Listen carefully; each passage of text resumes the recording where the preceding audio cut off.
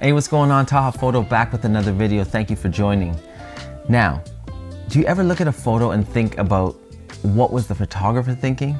I know I do. And whether it's some of my favorite photographers like Vivian Maier or Gordon Parks or Sal Leiter, these are people that I'm just fascinated, and I wish I could just jump in and find the story behind the story.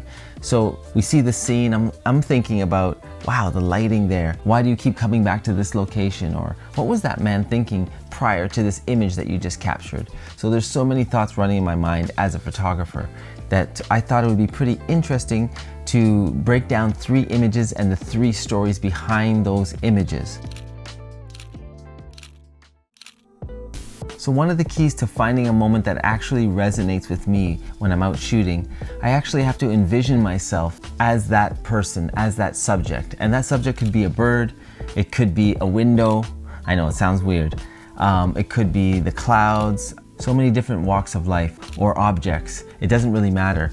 But I envision myself as that thing or that person. It is definitely a driving force in connecting with the subjects that I document.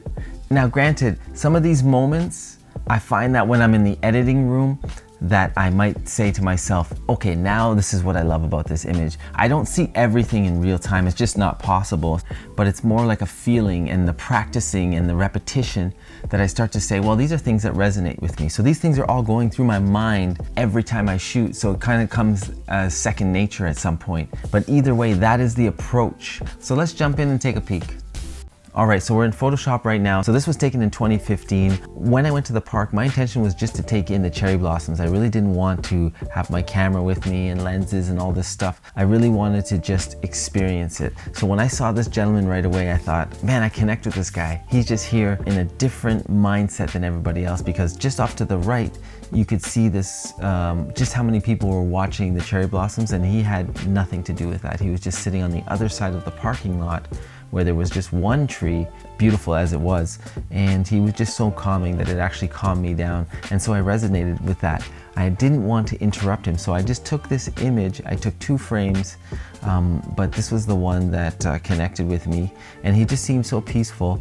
And as an older gentleman, I just felt like he was, you know, he had good posture. These are little things I know, but I didn't want to interrupt him or anything like that. The sun was hitting him proper. He was just good how he was. So that's the story behind this image. Now, technically, I can break down a couple things. So I saw this photo in basically, I think 6 parts. So number 1 being our subject right here. So I kept that in mind. And number 2, I would say, was this tree right here. Number 3, obviously being this white tree. And then of course the background image. The ground was another part. These are all the parts right here. And then the sky, right? These are all the parts, and when I think about them all, you don't have depth of field, you're using your phone. So however you capture this is what it is. So you maybe have to do a little bit of editing to enhance the parts of the image that you love. And for me, that was the ground. I really wanted this ground to have a lot of contrast and be almost like fall-like. You'll see in the final image how I changed that up. This tree I wanted to stay in the background, so this I just pushed back and I darkened it a little bit. I'm not close enough that I can have depth of field and everything blown out in the background. I look at the tree here, I said, okay, well, this is already a beautiful green, but maybe we can let it pop a bit more, maybe a deeper green. And then of course I wanted to exaggerate the cherry blossoms here and then have it connect with his sweater, right? So his sweater and then the cherry blossom could be like the same color. And so that's what I did. I still thought, well, let's make it a little bit more cinematic, make it a little bit more dramatic, because I love the story and the calmness behind this image. So let's take a look at that now. Boom, that was my final image. Exaggerated the whites a bit on the cherry blossom just to add a little bit of a connection to the man with his sweater. But sometimes what's cool, this is 2015, you can go back to the image and edit a different way many times, because you have different feelings, different emotions, and they will connect to your edit, which it did for me in this one. And so that's why I kept it just the way it was. Image number 2, let's get to it. So this was taken in 2018, I believe. If I think about the entire story from the beginning, what happened was There was this little alleyway where a lot of people smoke. This gentleman started off just having a smoke on the side beside this pole. And for whatever reason, I thought, maybe I'll just hang out and see what he does with this cigarette. I didn't want to be obvious, so I stepped back in this image. I actually, if you look at the bottom here, there's a little bit of a reflection. I was trying to do something with that, but I couldn't really see anything. Only after did I see this, but the little details like this right here, it says never hide. So that was huge, right? Never hide. I didn't see that when I was shooting. I didn't even think about having that in the frame at all. There was a lot of things going for me compositionally. Is that a word, compositionally? Composition-wise, there was a lot of things going for me. I want to show you the image that I landed on before I took this image. So right here, if we look here, there he is, just a regular person having a cigarette. So I said, let me just step back. And it says never hide, but you see how there's no real connect there. So I said, maybe I'll just, step away and hopefully he does something. Here he is, but now he has his cigarette and no one really can tell that he has a cigarette. I was hoping, man, imagine this said no smoking. That would be sick. But nah, that was for bikes. But in a way, pretty good, because then no one's gonna put a bike on that pole while I'm shooting. So it worked out in the end. As you can tell, I stepped back a bit already, right? I just thought, I'm not getting enough of the story here. And then when we go to the final image, you'll see he did the one thing that I felt balanced out the gesture. And that was putting his arm out. So we don't see his face, but the arm is out, which is pretty cool. And then the leg is out. So we have that little dynamic. His face is perfectly aligned with the pole. It's got the cigarette there. And then of course it says never hide. All those pieces made the story, I thought, something special. So it wasn't so much a deep resonating story, but I just thought it was a lot of things that came to be, but I didn't really notice them, if I'm honest, until after. While I was there, I felt something might happen and something might come of this photo, but I wasn't too sure until I actually saw the photo later when I was editing. You get lucky sometimes, so you just roll with it. Okay, so let's move on to image number 3. This was taken on the subway, I believe 2017. Growing up, I took the subway everywhere all the time, so I always felt that my eye was ready to be a photographer many years before I even picked up a camera. I just observed people all the time because I took the subway to school as a kid, took the subway as an adult. Even from time to time when I take the subway now, it's the same feeling. You just see stories everywhere, and this image resonated with me on many levels. I was sitting across from them and I was using my phone. 3 different stories from 3 different people, and it's so interesting just to see what is important to people, what resonates with people, what connects people. This lady just maybe doesn't trust the person beside her, or she's thinking about something in her own life that just popped into her mind. Either way, to be holding this pole like that, that's a huge gesture to me that really resonated with me. Of course, this gentleman being tired, and even this lady right here, she's curious, and I love this detail. You can see her face right here. All these things, these stories, they mean something to me. I really wanted to take this in because sometimes, like I was saying earlier, I see myself in the image. So who am I? I'm all of these people. You're on the subway, you had enough, you're just tired, you want to keep to yourself, and that's what he's going through in my eyes. And maybe she's doing something that has nothing to do with what I'm thinking, but I guess I'm projecting what I would do if I were those people. And then in the background here, I'm just looking here, if I read it, I think it's the happiness equation book, okay?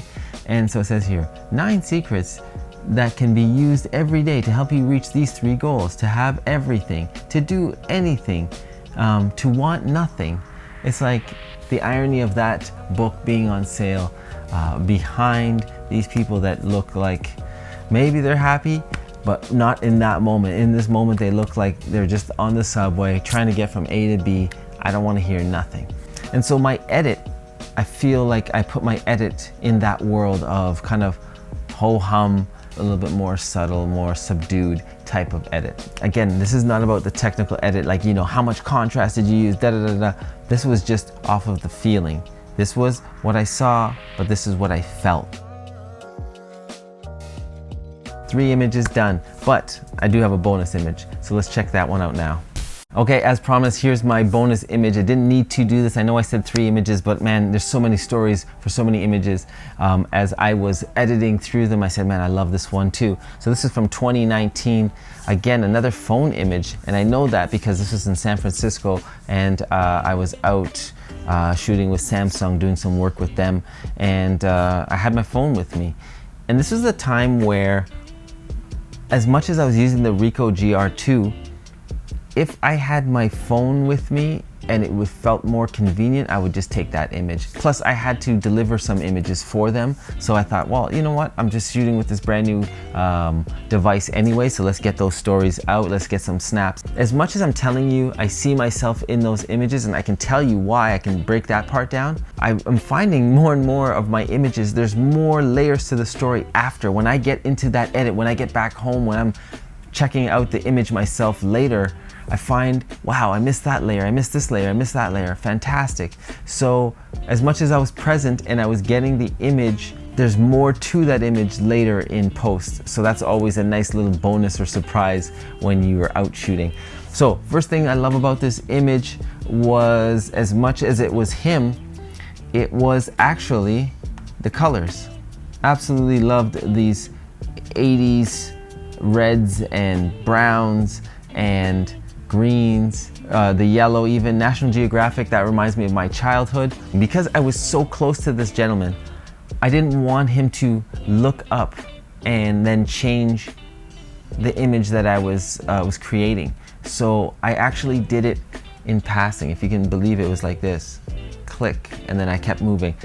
I didn't know if I got it, but I knew that I had to keep it moving because I really didn't want to interrupt, disturb. That's one of my biggest things, as you guys know. With less gear, you want to be as stealth as possible because it's not about taking energy. It's definitely an exchange, but I also feel that I have a duty to make this person the greatest story that I can make in that one image. And part of that is not disrupting people and interfering with their life and their flow. And I really mean that. So yeah, first thing that resonated with me was all these kind of colors, which were, you could say bland, you could say boring, but to me it's absolutely up my alley. I love all these colors. The obvious part now in the story is up here, and I don't know how I didn't see that. What is on his head? And the answer to that is I have no idea, but I believe it looks like these are like elastics of some sort. We break it down. Yeah, elastics of his hair. And okay, man, like that's like a 1 in a million when things like that happen. He's reading National Geographic. I mean, he's reading. Everybody's on their phone, so this gentleman's reading, so that's kind of cool. The story is so intriguing that he's reading it in between these, like a garbage can and like a US post box or something. What issue is he reading? It says here, The Last Tribes of the Amazon.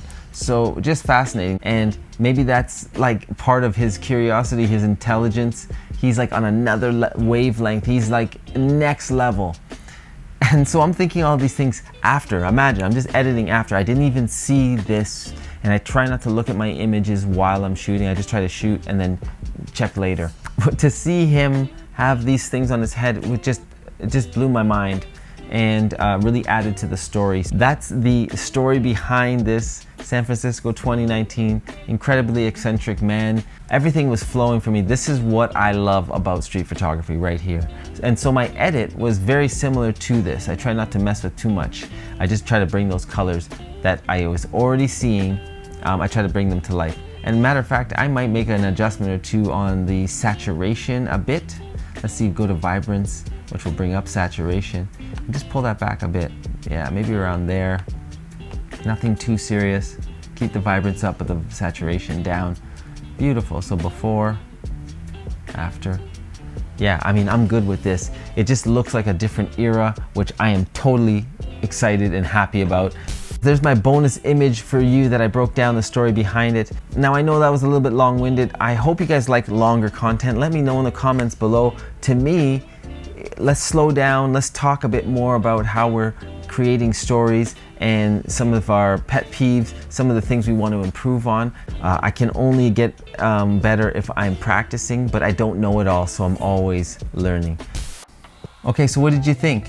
Man, that was so much fun breaking down these images. I actually also think it's very important to break down some of your favorite images once a year just to yourself. And that could be journaling about it, or writing it up on a post and putting the caption out. It keeps you fresh and connected to your work, but also it tells you where you were in your life as a photographer, and maybe actually in your life outside of photography. You can kind of connect to these moments in different ways, because you never know when that nostalgia will hit you, or when that feeling of inspiration might come from your own work. And as always, you know how it is, question of the day. So what is your approach when it comes to telling stories on the street? Is it more technical? Is it more emotional? Is it a bit of both? Let me know in the comments below. What's your approach to telling stories? Okay, so that's it for today.